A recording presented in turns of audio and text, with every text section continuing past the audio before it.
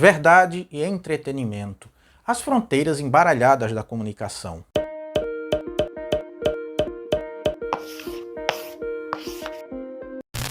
Há algumas décadas parecia bem mais fácil, se não definir, ao menos identificar o que são meios de comunicação. O jornal, o rádio, a TV. Também não era tão difícil perceber as fronteiras internas que separavam em blocos cada segmento ou conjunto de assuntos. No jornal impresso, por exemplo, os cadernos deixavam claro se estávamos tratando de política, de agenda cultural ou de compra e venda de veículos. E o mesmo acontecia com a televisão.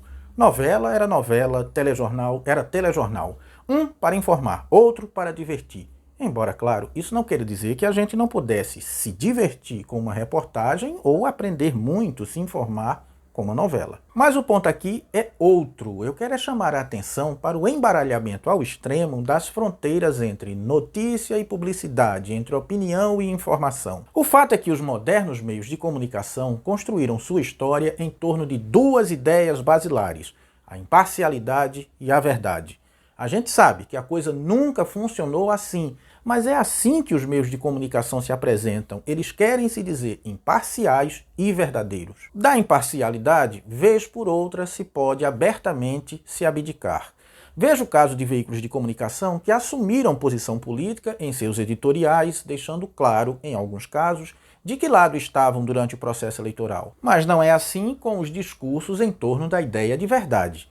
É bem mais difícil para um veículo de comunicação abrir mão da noção de verdade. Acontece que os meios de comunicação considerados tradicionais já não são mais a única grande fonte de informação e entretenimento de parte significativa da sociedade. Eles disputam espaço com novos modos de comunicação que têm nos influencers um dos mais destacados polos de enunciação. E os influencers falam dos mais variados assuntos, produzem e viralizam conteúdos sem se preocupar com aquele tradicional compromisso com a ideia de imparcialidade e verdade.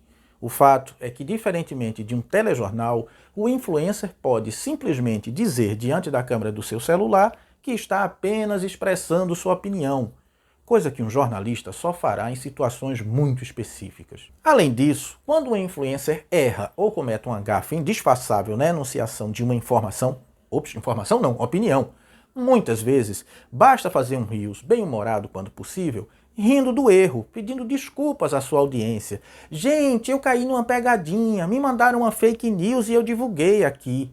Mas não esqueça, enquanto os tradicionais meios de comunicação não podem parar de operar com a ideia de verdade, as novas mídias sociais extinguem seus serviços de checagem e verificação de fatos. Não se deve esquecer, no entanto, que na cultura da convergência, a troca entre esses tradicionais meios de comunicação e as novas mídias. As relações entre eles não são apenas de disputa e oposição.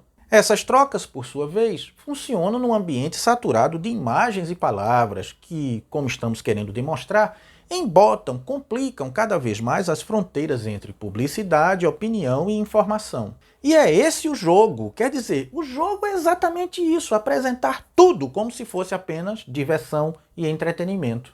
Aqui fica a impressão de que é um grande risco não saber viver fora da lógica do entretenimento, que trata a informação como um jogo de regras nem sempre muito claras.